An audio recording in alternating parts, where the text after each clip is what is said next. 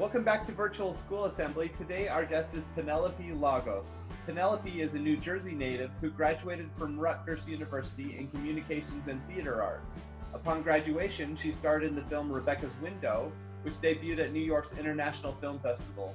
She's the recipient of Best Lead Actress in a Feature at the Downtown Film Festival for her lead role in Stuck in the Middle. Lagos authored her first children's book entitled I Miss My Best Friend, which received a 5-star rating from readers' favorite. She's currently writing her second book, Different is Beautiful, which is set to be released later this summer. And today I'm really excited to talk to you, Penelope, because we have a lot of students out there who are aspiring writers. So fantastic. Let's start by going back in time to when you were a student, when you were younger, and thinking about who you wanted to be when you grow up and what you wanted to do. Was writing part of the picture at that point?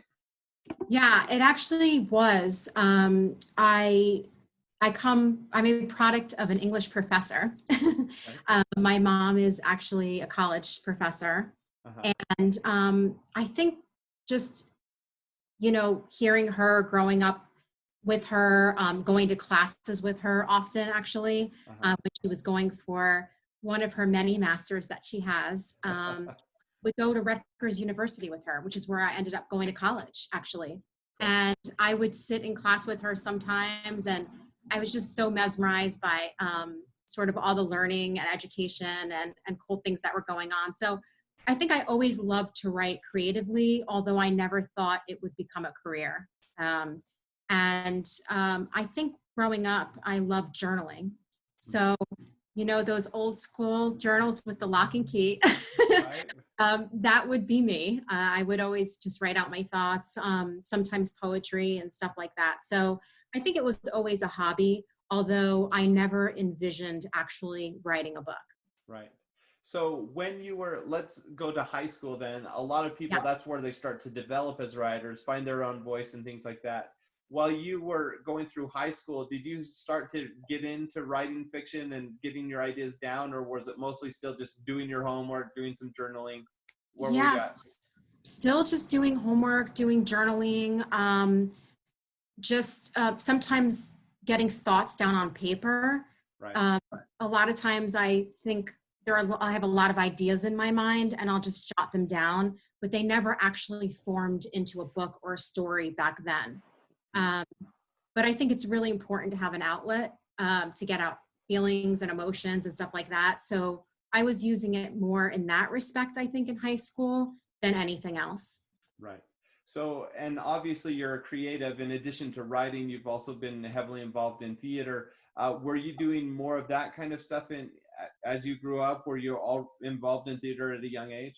I was involved in theater as well as dance. I danced for about 12 years. So I was, while all the other kids were playing sports, after school was dance for me. Right.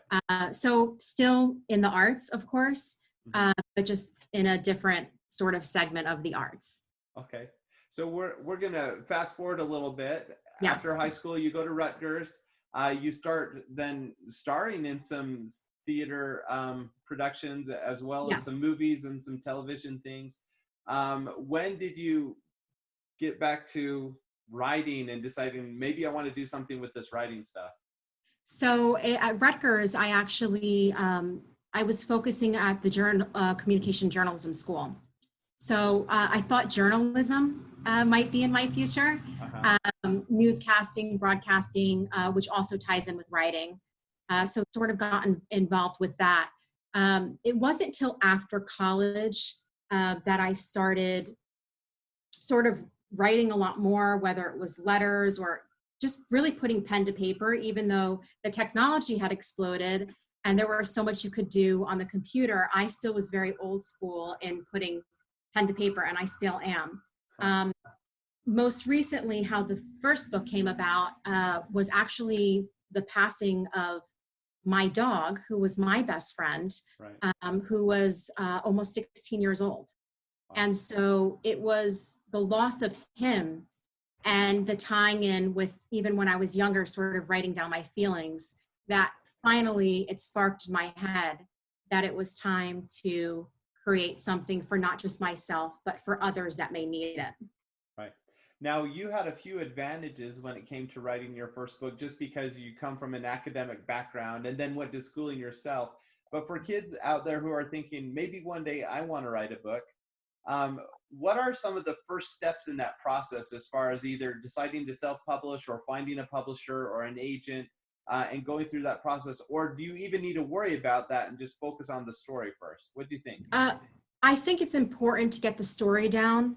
What was helpful to me was after I did get the rough copy down, I showed it to more professionals, educators, teachers, friends that were sort of already in the business, because I think it's really important to get other people's feedback. It's sometimes hard to look at your own writing and judge it. So I want to make sure it makes sense to other people, and not only other people, but the target audience that I was writing for, which were kids. And the fact that I don't have children of my own, I said, well, some of my friends, let me have them sort of read it to their children and see their reaction. Because at the end of the day, it doesn't matter too much what the adults think about it, but really what the target audience is. So I think it's important to sort of narrow in on the target audience and see who exactly you are writing for before you even decide that you're going to start either self-publishing or pitching it to an agency, right. Which is what I did in the beginning. It's a very long process from beginning to end. Yeah. Well, and especially if you're going with a publisher, you can cut some corners and shrink that timeline if you're going to self-publish. In fact, you can publish really quickly if you have an idea and have gone through the process before, but there's a learning curve there. Absolutely. So one of the things self-publishing. Yeah. I thought about self-publishing because, believe it or not, I didn't have any particular connections to a publisher. Mm-hmm. So it wasn't that a friend said, oh, I'm with this publisher, why don't you submit your book? That didn't happen for me. What I did was I literally went on Google and I started searching for publishers that dealt with the genre that I was working in, which was children's books, target age 6 to 9, and animal books. It was a niche sort of theme, and I wanted, well, who's interested in animal themed books? I should go after them first. So instead of just sort of sending out to everyone, which I always say is a bad idea, you should do your homework first and really narrow it down, whether it's 10 or 20 people that you want to query and send a letter to. I think it's the best way to go. And that homework and the legwork that you put into it, really the rewards come out at the end instead of just massively submitting any which way and a sort of a generic letter to everyone, because I really feel that it's important to see what the publishers are looking for, and in particularly what they want to see in the letter. So everything's tailored to that particular publisher rather than just sending out a mass email. I don't ever think that works well with anything. No, I think you're right. Now, when you wrote your story, did you try to find an illustrator on your own, or did that happen through the publisher?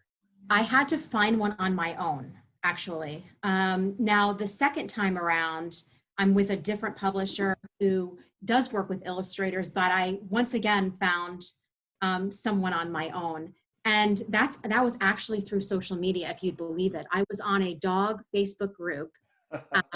Yes, I was. And I actually put a posting out, and I found a woman by the name of Sophie Moricini, and she was actually in the UK. And what's so cool about technology now is you can have an illustrator from another country and still be able to work like we're doing right now and not have to be in person. This time around, I wanted a different look for my second book. So I was looking for a different illustrator.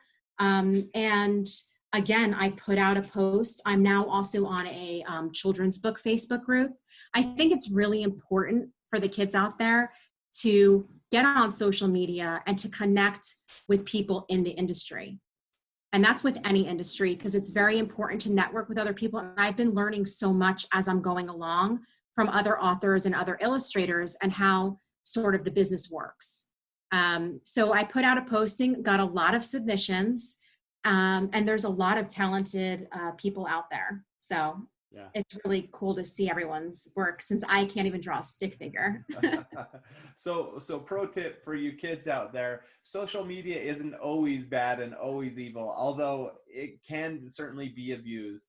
But Sure. when you start thinking about some professional ambitions, I mean, that's how we connected. Penelope and myself was through social media, using Right. LinkedIn. So there are definitely things that you can be doing now to create a network and to start getting your ideas out there. Absolutely. Yeah.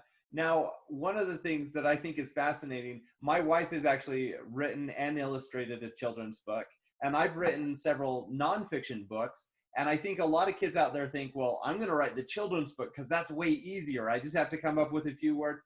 My books are written way faster than her books are written. So talk about Absolutely. that. What all goes into writing a children's book? Why does it take so long? I'm a very wordy person. So everyone thinks I should be writing some sort of a huge novel. Um, Writing a children's book was very difficult for me.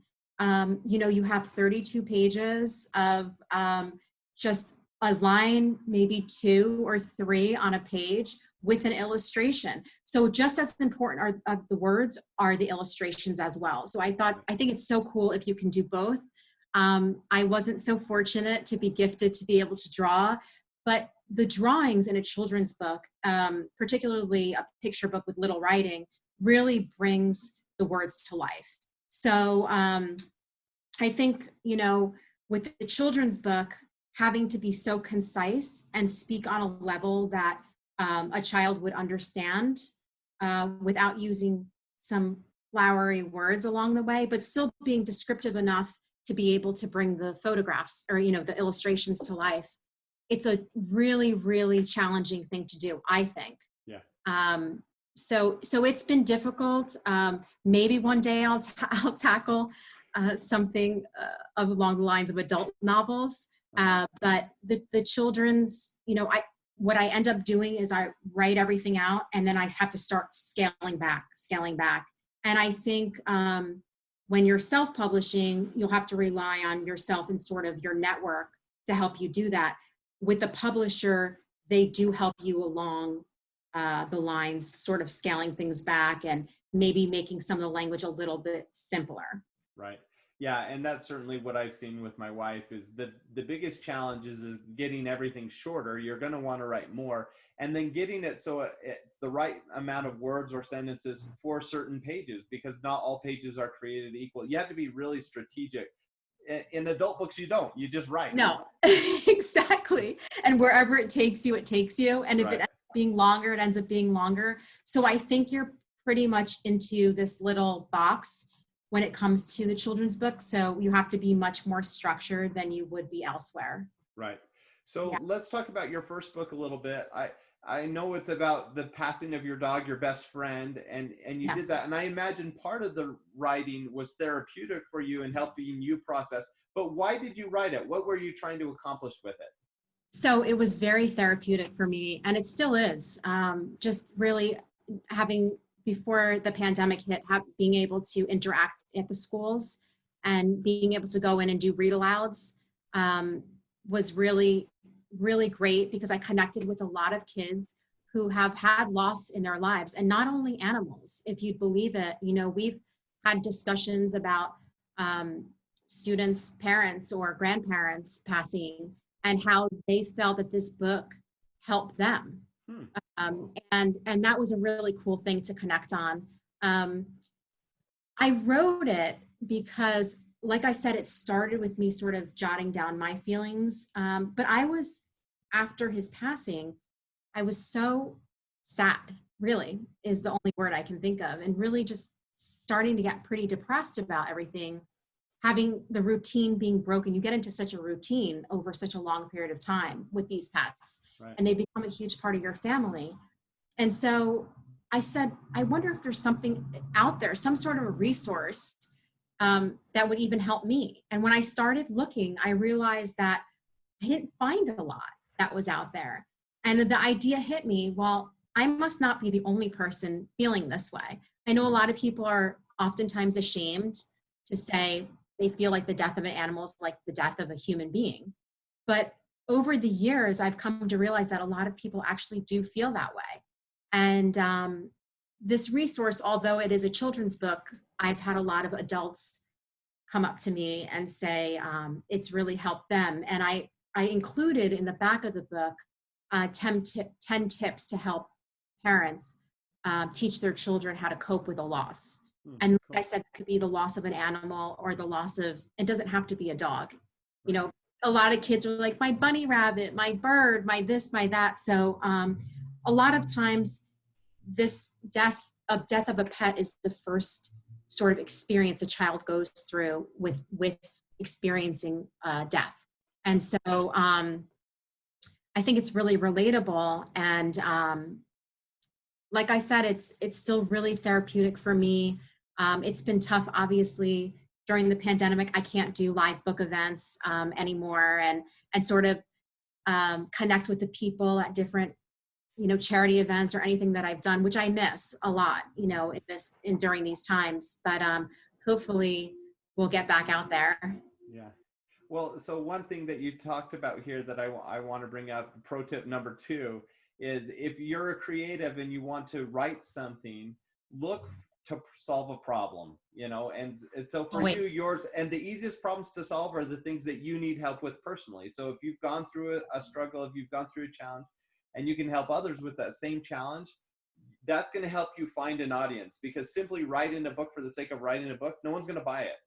You know, it has to solve a problem. And so that's a really good tip here, is use your experiences and leverage that so that you can get your book out to others. Always. And just always use your life experiences. People have gone through so much, you know, even at a younger age, or sort of topics that are happening in the news or something that you feel that you want to, that people are talking about and you want to share with the world. And so I think that, instead of just grabbing something randomly, something that really has meaning. And if you have meaning behind something, I think that gets across to the audience. Absolutely. Well, let's talk about your next book, Different is Beautiful. Yes. What's that one about, and what are you trying to accomplish with it? Yeah, so Different is Beautiful also are the characters, all 8 characters, not just one character this time, but all 8 characters are animals. And so sticking with the animal theme, because that's what I know. And these 8 characters, actually, it's from their perspective being in a shelter. And there is an adoption day going on, and we sort of see what happens and the talks they have amongst themselves. And the special part about all 8 of these characters and animals are that they have some sort of special needs. So whether it's hearing impaired, or my bird Paco with one leg, the senior cat, sort of various characters that I have.